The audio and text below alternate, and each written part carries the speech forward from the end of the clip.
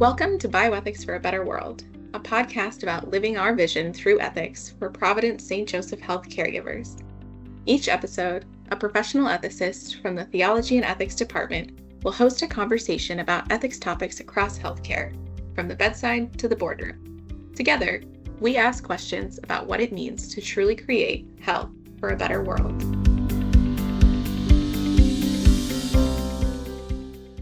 Welcome back, everyone.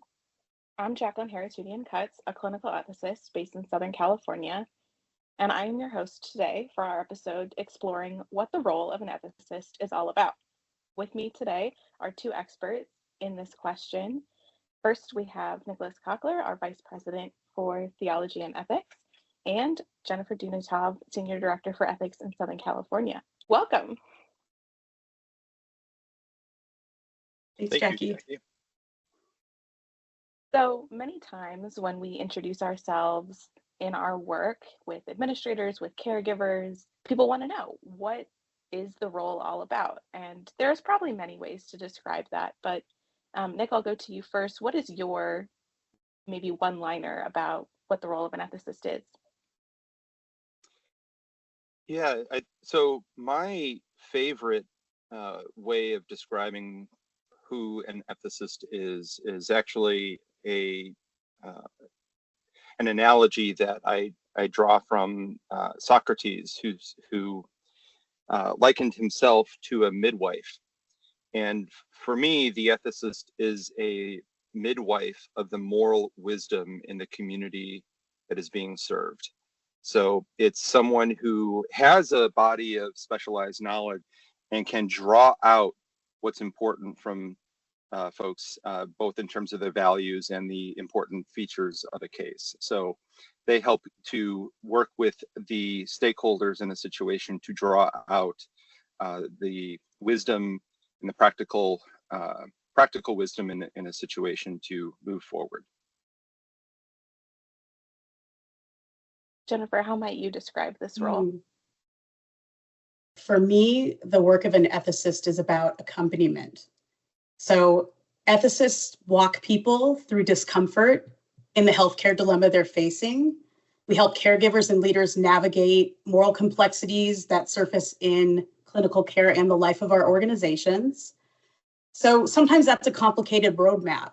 So we accomplish this in a few different ways. One way is through clinical ethics consultation, which I'm sure we're going to get into more in depth. And another way we might accompany caregivers is through organizational discernment. So now that we have a base, I'd like to take some time to maybe bust some common myths that we each encounter. I wonder if, Jennifer, you'd like to start with one of the common ones that you see most often.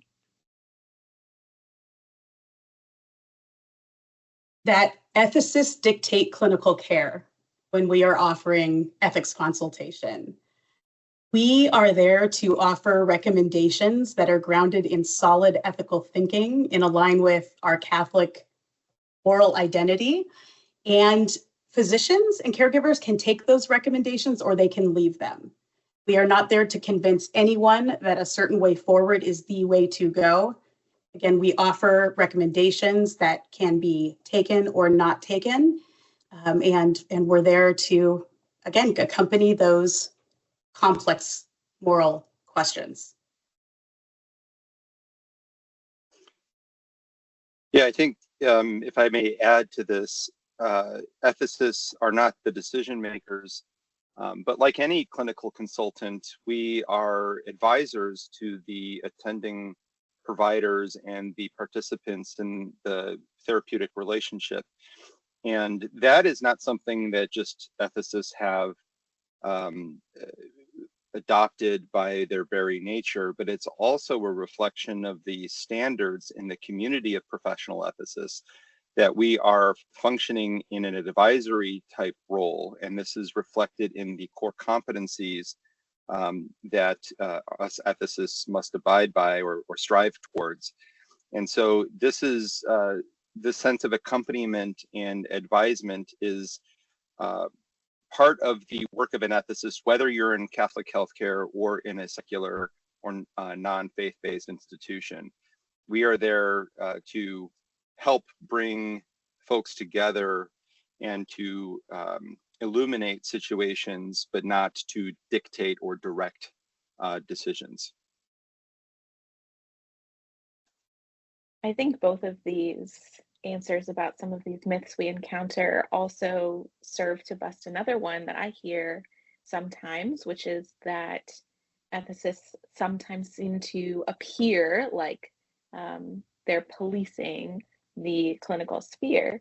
And what you two have both really made evident is that that's not the case at all, and that this accompaniment is sort of an opposite of that atmosphere that we're trying to help folks in their own context to act well as the clinicians that they are. We know that so many of our colleagues come to this work from a variety of backgrounds. Could each of you tell me a little bit about your background and how you got into bioethics? When I was just thinking about how to answer this question, Jackie, so many identities came to mind immediately. Ethicist, theologian, advocate, maybe troublemaker. Some might agree a bit there. But originally, the good kind of trouble, right? The good kind of trouble, absolutely. For me, my foundation is in Catholic moral theology. So I was originally trained as a theologian, but quickly entered the field of healthcare ethics. So I would solidly place myself in the ethicist camp and have for the last many years. But I originally came to this through the Catholic moral theologian path. I think it's interesting because so many people that come into this profession, being an ethicist, originate from other foundations, other professional foundations like nursing, social work, a legal education, clinical education, physicians. But that's part of what makes this role and the identity of ethicists really rich and interesting.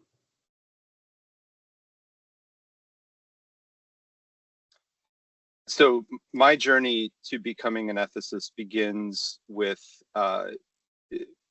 just to acknowledge that I had no idea what an ethicist was when I was growing up.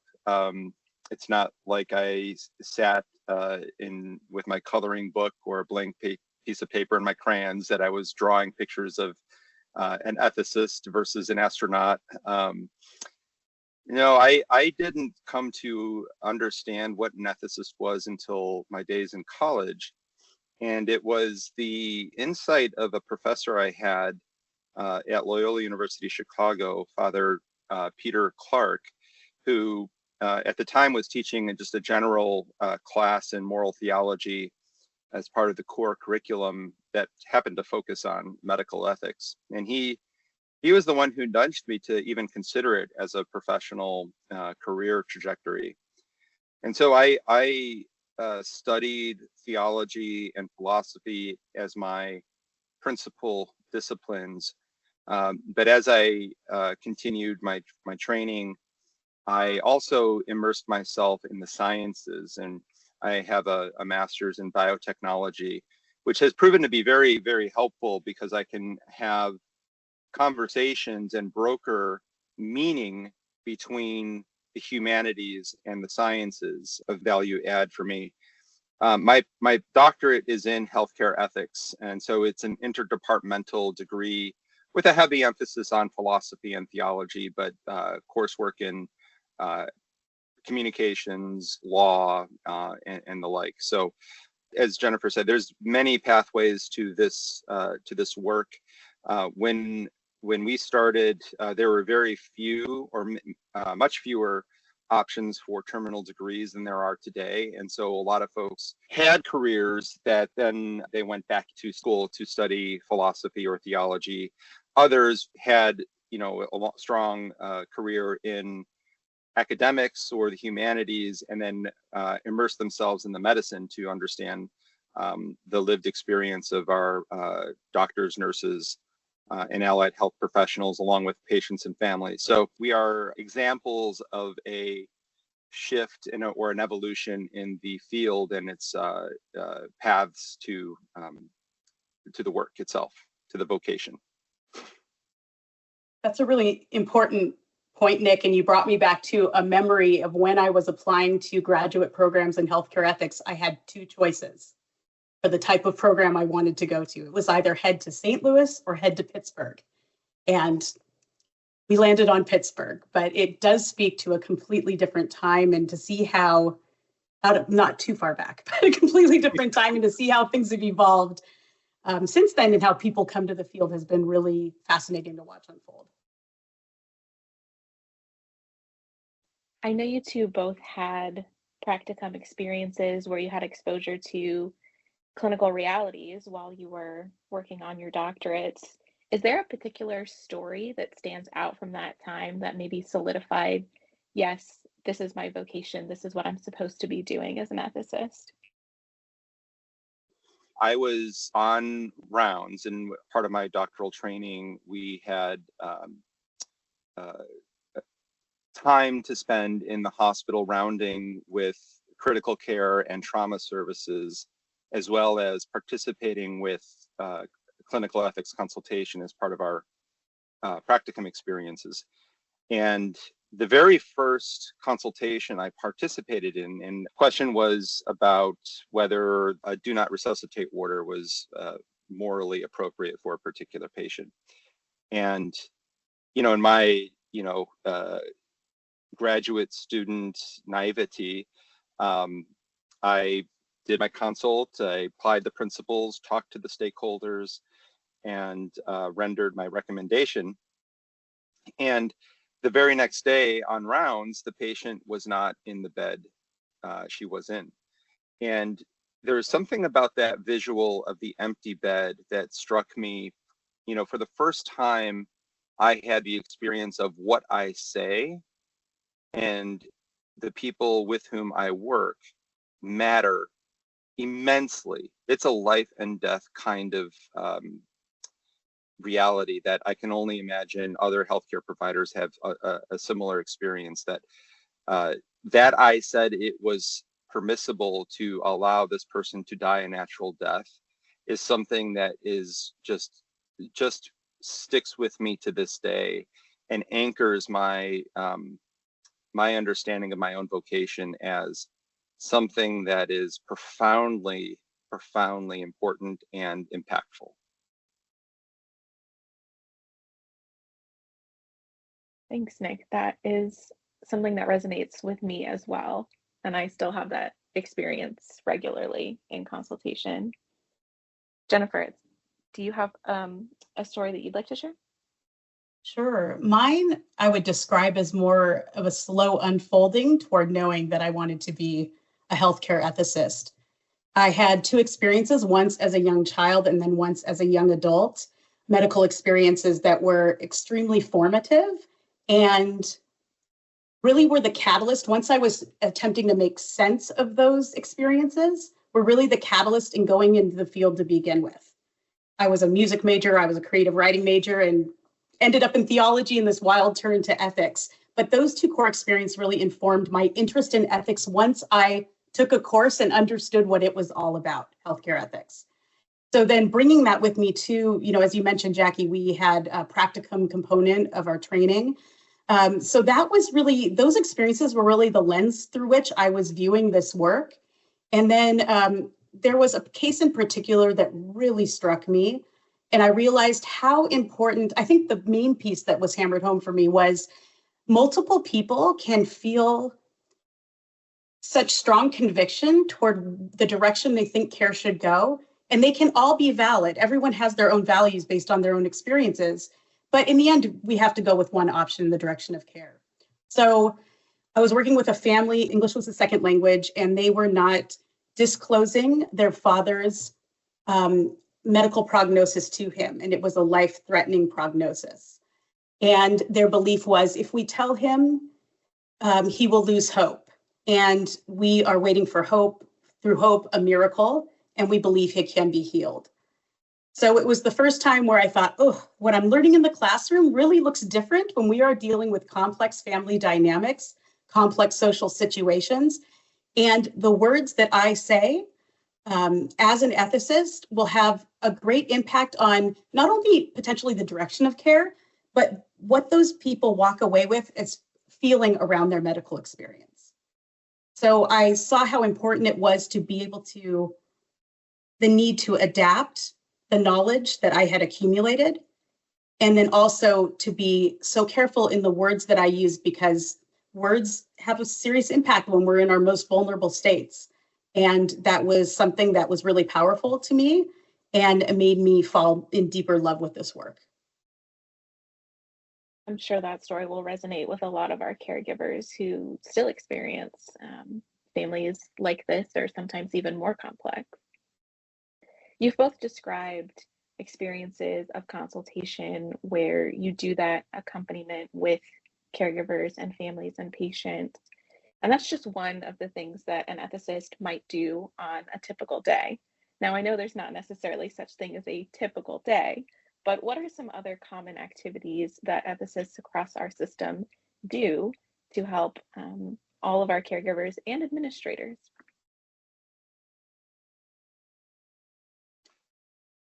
I'm glad you emphasized or acknowledged there is no typical day. Um, I would say that there's such a variety of things that ethicists do. The work of ethics as kind of like it's water that will trickle into the spaces that and take the shape of the object it is in. So ethics can find itself at very interesting tables and in very interesting conversations that you would not necessarily have expected, ranging from conversations about the ethics of the disposal of human remains, or whether or not we should partner with this other than Catholic business in order to further the work and collaborate in a way that is more operationally efficient. And just the range of things that we have to tackle. So I would say one of the things that I find myself having to cope with is just the transitions from one area, one subject matter, one topic to another on almost an hourly basis can be quite significant. But some of the things we do in addition to attending meetings are teaching. We have a very, very deep commitment to education and formation of our caregivers so that they are empowered to identify and address issues within the scope of their work and to know when to call for help. We also round routinely in certain units, typically the units where you might find more higher risk of conflict or ambiguity, like critical care units. And we also work on policies across the organization and partnering with our ethics committees to cultivate a climate in our institution that is just and equitable. But there's so many spurs off of that hub that I'll let Jen add commentary to that. Well, Nick, I think that was an excellent answer, and I actually don't have much to add other than to say that what you said about transitioning from one thing to another really resonated with me. I mean, even just this morning, there were 4 separate issues that came up, wildly different, some sitting in that organizational ethics bucket, some sitting in the clinical ethics bucket. And, as you might imagine from some of the cases that Nick and I talked about earlier in the conversation, they can be pretty emotionally intensive conversations and issues that we are diving into. So it's one of those unspoken skills or competencies of an ethicist to be able to do our own work, to be able to make those adjustments as we move from one very complicated situation to another potentially devastating situation. So my family always asks me, what do you have going on tomorrow at work? And I say, there's a bit of a set schedule, but anything can happen.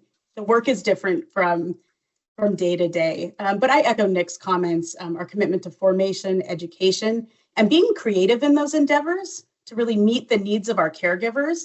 That's really important. I think this kind of butts up against the myth of our work being the ethics police, right?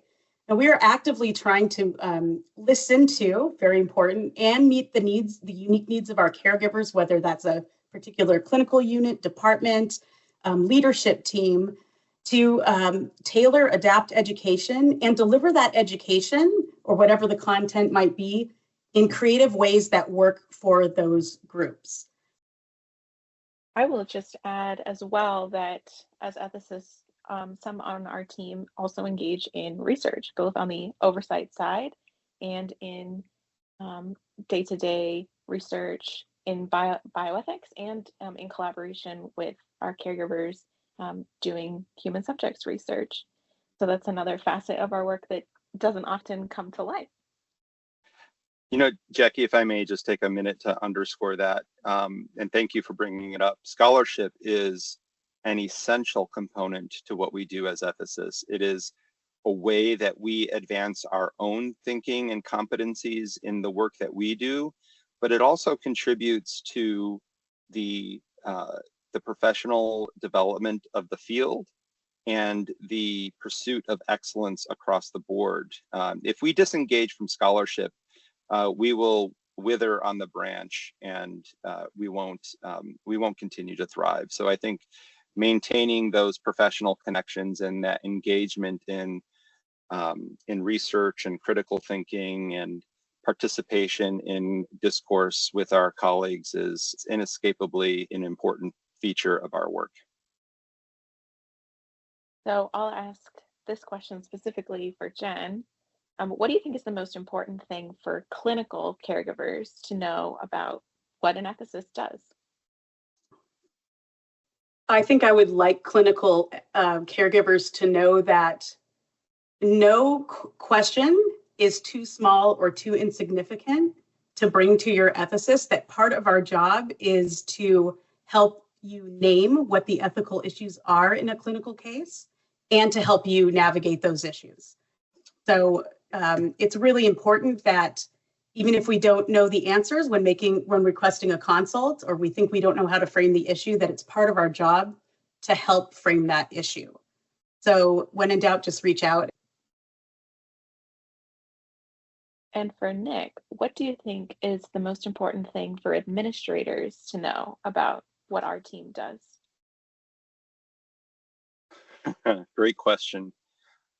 You know, I think it's important for our administrators to know that we are a service and a group of colleagues that serves a broad range of issues. We are not narrowly defined by the ERDs, the ethical and religious directives, and only the ethical and religious directives. We are professionals with terminal degrees specialized in this field and trained to do work across a variety of contexts. And it is not just about whether or not X, Y, or Z is consistent with the ERDs. So what that means is we are helpful in a broader range of situations than might be typically understood by an administrator. We work alongside our mission leaders, but we are distinct in what we do and what we bring to the table. And you will find us, you know, at the bedside and in the boardroom in a variety of ways. All right, last question. What's the best thing about being an ethicist in Catholic healthcare? I don't know what boredom is. It's honestly, it's meaningful work. Yes, it can be emotionally taxing, but it's meaningful work. And for me, that I work at an institution that itself wants to do the right thing, and with colleagues that also want to do the right thing, gives me tremendous solace in a world where it's way too easy to be cynical. That people really are striving for the good and the common good.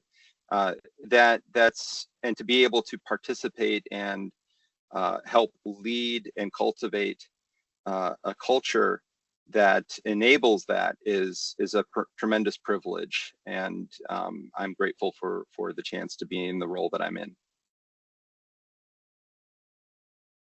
I agree, Nick. I think the unique features of Catholic healthcare focused on justice, an emphasis on the vulnerable, and how we have a special obligation to those patient populations. The strong anchoring of Catholic healthcare makes me excited to come to work every day, because despite the challenges and the variance in our day that we joke about, knowing that Providence is rooted in these values and that we are in a unique position to live out those values and to reinforce those values in the work that we do is something not many people can say about their jobs. And even saying that word job sounds a little funny, because it is much more of a vocation, a calling to this work. I very much agree. Thank you both for sharing some of your story and telling all of our colleagues about the role of an ethicist. For those who might not know who their ethicist is in their area, we'll leave a link in the show notes so that you can find which ethicist is serving your area. Thanks for listening.